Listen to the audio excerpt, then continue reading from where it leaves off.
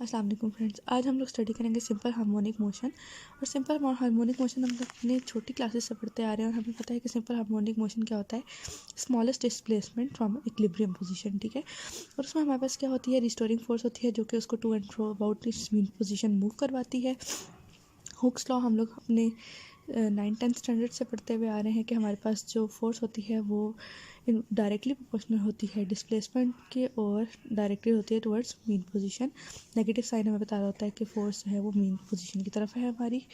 यहाँ पे हमारे पास ये कांस्टेंट आ जाएगा जिसको हम अपनी स्टिफनेस कहते हैं। ठीक है, अब यहाँ पे हमारे पास स्टिफनेस क्या होती है, स्टिफनेस एक कांस्टेंट वैल्यू है जो कि करती है, रिस्ट्रिक्ट करती है displacement x to the smallest values.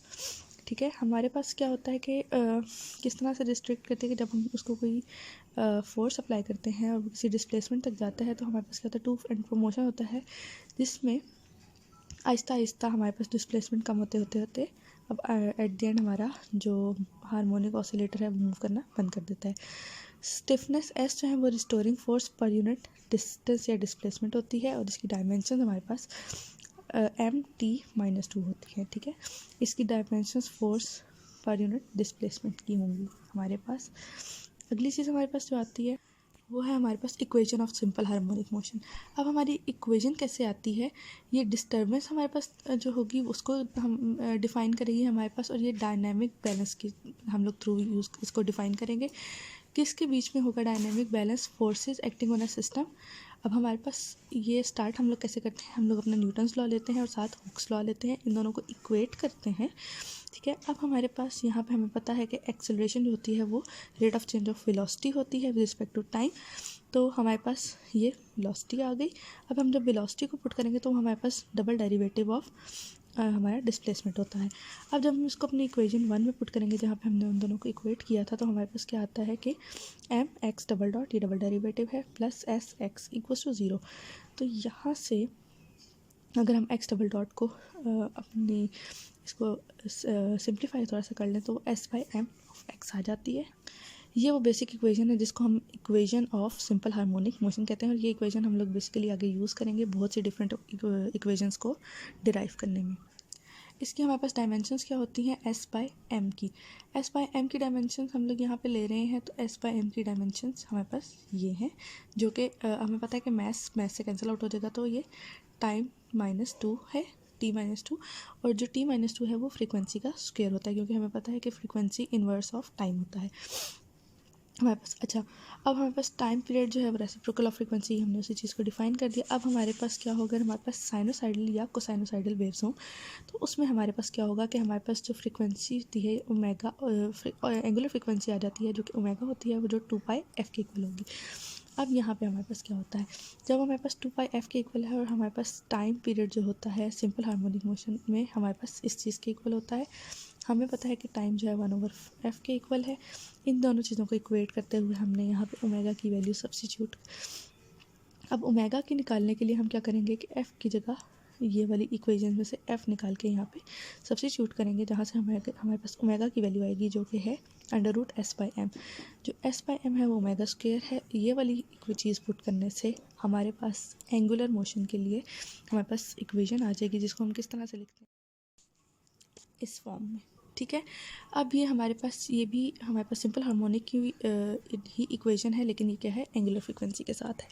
अब हमारे पास नेक्स्ट चीज़ आ जाती है डिस्प्लेसमेंट। ठीक है, the behaviour of a simple harmonic oscillator is express in terms of its displacement.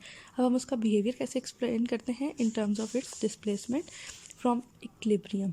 हमेशा याद रखना है कि हम लोगों ने जो चीज़ भी सिंपल हार्मोनिक मोशन में डिफाइन करनी है उसमें इक्विलिब्रियम बहुत ज़्यादा हमारे पास मायने रखता है, हमें इसको बहुत ज़्यादा ध्यान से रखना है।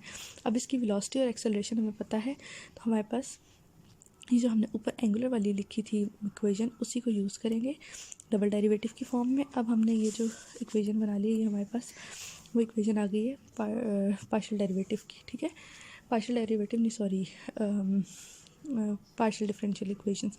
अब इन इक्वेशंस को हमने पार्शियल डिफरेंशियल इक्वेशंस के जो हमारे कोर्सेज हैं उसमें बहुत अच्छी तरह से देखा है कि किस तरह से सॉल्व करते हैं, और अगर आप लोग बेसिक लेवल के हैं तो आप लोग इसको फ़िलहाल इसी तरह देख लें क्योंकि ये जो है पार्शियल डिफरेंशियल इक्वेशन का आपका कोर्स होता है उसमें बहुत अच्छे से बताई जाती हैं कि ये कैसे सॉल्व की जाती हैं।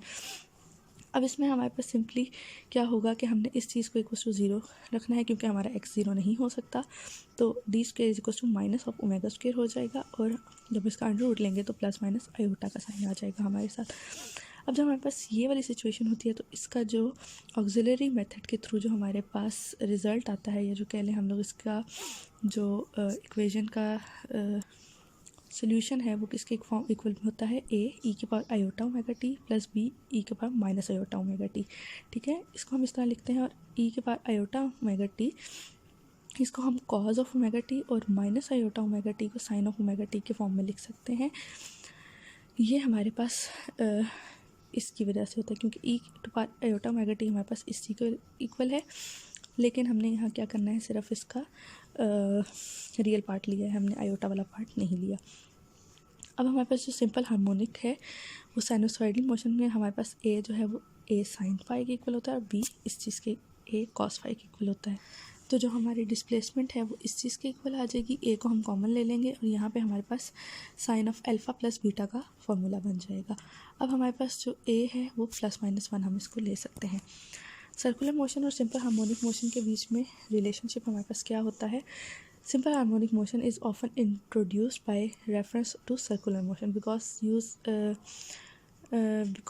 each possible value of the displacement can be represented by a projection of the radius vector।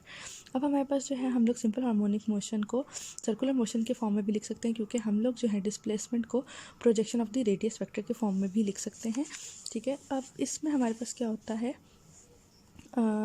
यहाँ पे हम लोग देखें कि अगर हम लोग अपने टिप ऑफ अ वेक्टर को रोटेट करें in a positive anti clockwise direction with a constant angular velocity, अगर हम लोग इस चीज़ को ऐसे करें कि हमारा जो ऑसिलेटर वो टू एंड फ्रो मूव कर रहा है, तो अगर हम उसको एक पेपर पे रखें तो वो हमारे पास कुछ इस टाइप की देता है। ये हमारे आई थिंक 9th में भी एक एक्सपेरिमेंट के थ्रू बताया गया है, 9th की बुक्स में था शायद, ये जहाँ तक मुझे याद है। उसमें वो टिप ऑफ पेंसिल एक पेज पे रखी जाती है और उसके बाद एक ऑसिलेटरी मूवमेंट दी जाती है और उसमें साइनोसाइडल वेव आती है, तो इसलिए हम इसको सर्कुलर मोशन से भी रिलेट कर सकते हैं। अब इसका सोल्यूशन में क्या है, x is equal to a sine of omega t, जो अभी हमने डिस्प्लेसमेंट का निकाला है, वहाँ पे हमारे पास जो फाई है वो फेज़ कांस्टेंट है।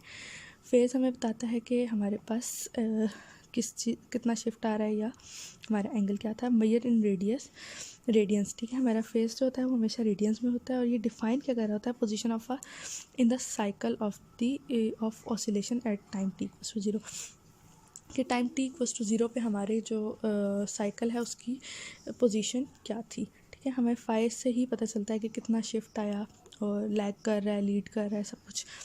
अब हमारे पास जो position in the circle from which oscillator start to move, अब जो हमारे पास पोजीशन होती है, अगर हमारे पास यहाँ से स्टार्ट हो रही है तो हम कहते हैं कि ये साइनोसाइडल है, और अगर हमारे पास ये ऊपर से स्टार्ट हो रही है तो हम इसको कोसाइनोसाइडल कहते हैं। ओके, जब हमारे पास t इक्वल्स टू 0 से था, ओमेगा t में से t 0 हो गया तो सिर्फ हमारे पास फाई रह गया।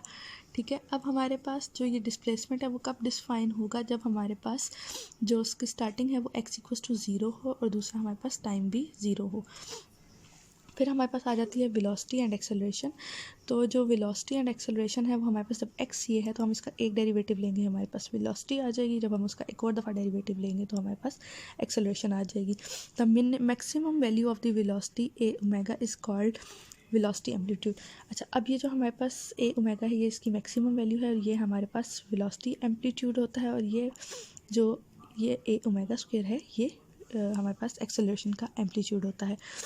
ग्राफिकल रिप्रेजेंटेशन में अगर हम देखें तो हमारे पास जो a sine omega t plus phi है, इसको हम ये साइनोसाइडल वेव की फॉर्म में देते हैं। ठीक है, रिप्रेजेंट करते हैं, जिसमें हमारे पास ये जो एक वेव है हमारी, इसका ये वाला मैक्सिमम एम्पलीट्यूड है वो क्या होता है, a।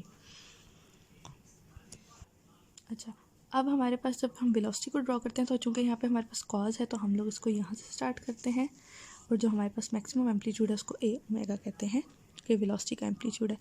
उसके बाद जब हमारे पास साइन आ गया एक्सेलरेशन में, तो हमने देखा कि उसके साथ माइनस साइन था, तो हमारा ये यहाँ से स्टार्ट हो रहा है। तो ये तीनों ग्राफ्स हमें क्या शो करते हैं, ये अक्सर क्वेश्चंस आ भी जाते हैं, पूछा जाता है कि तीनों ग्राफ्स ड्रॉ करें और उनकी बिहेवियर को बताएं। तो हमारे पास जो वेलोसिटी है वो लीड करिए डिस्प्लेसमेंट को बाय π/2 फेज़ एंगल। ठीक है, रेडियंस में होता है। And its maxima and minima are always a quarter of a cycle ahead of those of displacement. ठीक है, इनके जो मैक्सिमा और मिनिमा है वो एक क्वार्टर के फ़र्क से होते हैं हमारे पास। Velocity is maximum at zero displacement and at अच्छा, अब हमारे पास जो वेलोसिटी है वो मैक्सिमम होगी ज़ीरो डिस्प्लेसमेंट पे, और जो ज़ीरो होगी कब, जब मैक्सिमम हमारा डिस्प्लेसमेंट होगा, यानी उलट हो जाएगा। इसी तरह एक्सेलरेशन जो है वो एंटी फेज है, तो जब डिस्प्लेसमेंट हमारे पास नेगेटिव होगा तो एक्सेलरेशन पॉजिटिव होगी, और जब हमारा डिस्प्लेसमेंट पॉजिटिव होगा तो एक्सेलरेशन नेगेटिव होगी। ओके, अब हमारे पास एनर्जी आ जाती है। एनर्जी होती है टोटल एनर्जी, काइनेटिक और पोटेंशियल एनर्जी का सम, और पोटेंशियल एनर्जी होती है किसी हाइट की वजह से, और काइनेटिक एनर्जी होती है हमारे पास वेलोसिटी की वजह से। अब हमारे पास जो डिस्प्लेसमेंट था वो हमारे पास ये गिवन है। ठीक है, अब हमने क्या किया, if we divide the displacement to small patches, अगर हम लोग क्या करें कि इसको स्मॉल पैचेस में डिवाइड कर दें, और पोटेंशियल एनर्जी को फाइंड करें by integrating the potential energy of one small path between the limit 0 and x, और 0 एंड x के बीच की लिमिट्स में हम लोग क्या करें, इंटीग्रेशन करें और अपनी पोटेंशियल एनर्जी को फाइंड आउट करें। तो हमारे पास जो वर्क डन आएगा वो हमें पता है कि वो एफ डॉट डी के इक्वल होता है। एफ यहाँ पे हमने एस एक्स लिया है जो फोर्स है, जो हमारी पे हुक्स लॉ से आई थी, और डी को हमने स्मॉल पैचेस में कन्वर्ट करके डी एक्स ले लिया है। अब हमारे पास वर्क इस फॉर्म में हो गया। अब हम इसको जब इंटीग्रेट करेंगे बिटवीन लिमिट 0 टू x, तो हमें पता है कि s हमारे पास कांस्टेंट है, x dx का हमारे पास इंटीग्रेशन होगी, तो हमारे पास आंसर में आ जाएगा x²/2। ठीक है, तो हमारी पोटेंशियल एनर्जी वर्क की इक्वल होगी। काइनेटिक एनर्जी हमें पता है हाफ mv² होती है, और v हमें x डॉट की इक्वल है, ये हमने निकाल लिया था। जब हम यहाँ पे सब्स्टिट्यूशन करेंगे तो आइडियल सिस्टम में हमारे पास क्या होता है कि ये जो है kinetic energy plus potential energy वो कंजर्व रहती है। ठीक है, लेकिन जो हमारी रियल लाइफ होते हैं उसमें थोड़ी सी हमारे पास काइनेटिक एनर्जी और पोटेंशियल एनर्जी कंजर्वेशन के दौरान जब एक फॉर्म से दूसरे में कन्वर्ट हो रही होती हैं तो अक्सर कहीं ना कहीं ज़्यादा हो जाती है, लाइक हीट या साउंड की फॉर्म में। अब लॉ ऑफ कंजर्वेशन अगर हम अप्लाई करें आइडियल केस का कंसिडर करते हुए, तो हमारे पास क्या होगा कि dE/dt is equal to half of dt by this, यानी कि हम दोनों साइड्स पे डेरिवेटिव ले रहे हैं। अब जब हम दोनों साइड्स पे डेरिवेटिव लेंगे तो हमारे पास क्या आएगा, s d x by d t plus m x dot d x dot by d t, क्योंकि यहाँ पे हमारे पास पहले ही वेलोसिटी थी तो इस वजह से एक डॉट यहाँ पे मौजूद है। अब हमारे पास एनर्जी कांस्टेंट है, तो इसका मतलब है कि energy with respect to time जो चेंज होगी वो इक्वल टू 0 होना चाहिए। हम इस इक्वेशन को इक्वल टू 0 ले लेंगे। जब हमने इसको इक्वल टू 0 ले लिया तो हमारे पास ये सिंप्लीफाई होके ये चीज़ आ जाएगी, जिसको हम लोग इस फॉर्म में लिखेंगे, जो कि एग्जैक्टली हमारी वही बेसिक इक्वेशन है जो हम लोगों ने स्टार्टिंग में डिराइव की थी। तो ये एक आइडियल केस है। अब हमारे पास जब इसका ग्राफ प्लॉट किया जाएगा तो हमारे पास पैराबोलास किस तरह से आएंगे, एक इस फॉर्म में। ठीक है, यहाँ पे पोटेंशियल एनर्जी मैक्सिमम से मिनिमम और फिर मैक्सिमम पे जा रही है, जबकि काइनेटिक एनर्जी पहले मैक्सिमम थी, फिर जैसे जैसे डिस्प्लेसमेंट बढ़ा तो ये 0 हुई और फिर ये मैक्सिमम हो जाएगी, यानी एक दूसरे के उलट है। काइनेटिक एनर्जी मेन पोजीशन पे मैक्सिमम है और पोटेंशियल एनर्जी 0 है। अब जहाँ पे पॉइंट्स ए एंड बी है, इंटरसेक्टिंग पॉइंट्स हैं ये वाले दोनों। ठीक है, ये क्या है, यहाँ पे एग्जिस्ट करती हैं दोनों, पोटेंशियल एनर्जी भी एग्जिस्ट करती है और काइनेटिक एनर्जी भी, और यहाँ से हमें टोटल एनर्जी मिलती है पोटेंशियल प्लस काइनेटिक। अब ये इलेक्ट्रिकल सिस्टम है, हम नेक्स्ट वीडियो में इंशाल्लाह इसको स्टडी करेंगे कि ये क्या होता है।